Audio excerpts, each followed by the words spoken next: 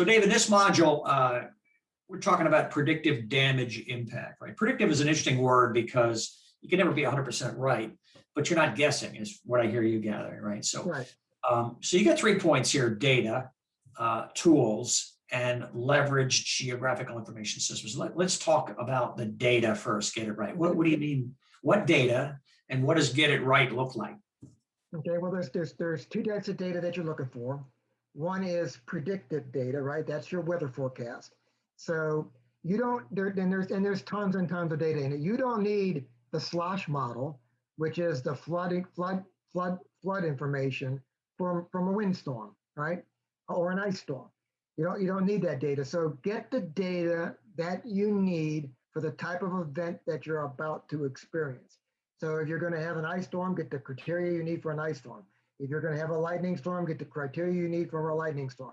If you're going to have a hurricane, get the criteria you need from a hurricane, because that gets the data that you need and get it to the lowest level that you can get it to without having to boil the ocean. So if you've got a huge geographical area, if you're covering an entire state or multiple states, getting it down to regional level data allows you to leverage the resource that you have within your service territory. So areas that might not be impacted those resources may be able to shift to the areas that are going to be impacted. So the first thing you want to do is, once you get the right data, is being able to make sure that you maximize the response to the resources that you already have.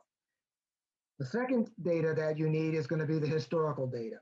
How did my system react from a similar event? And every utility has this data because they're responding to FERC, the Federal Energy Regulatory Commission, on their service reliability. So you have that reliability data. It's usually put together in a SAIDI index, SAIDI, which is a System Average Interruption Duration Index. And what it takes is your frequency of events, your duration of events, and your number of customers. And it gives you a number to the average minutes that your customer is out in your service territory. So we have all this data. So you get your data, your reliability folks, your statisticians that are in your organization that are responsible for aggregating and keeping that data. You get them to pull that data. You say, okay, your weather folks can go back and say, in history, here's the dates and the geographic areas that experience this type of phenomenon. And then your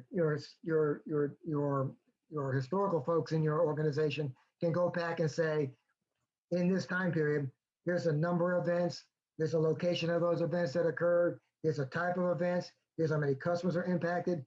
So now that's starting to build that correlation between, I have this type of weather, I can see this type of impact in this area. And why I say it's different, for me in Virginia, for example, a 50-mile-an-hour wind in the Outer Banks is a normal day in the Outer Banks. A 50-mile-an-hour wind in Williamsburg, Virginia is a bad day, a real bad day. So knowing the type of weather and overlaying it on the historical data by the type of infrastructure that you have in that area helps build that predictive damage tool that you're trying to put together. So that's the data.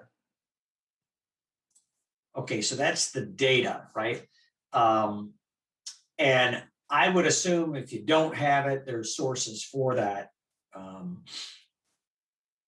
Okay, let's talk about the next one. The tool should be scalable.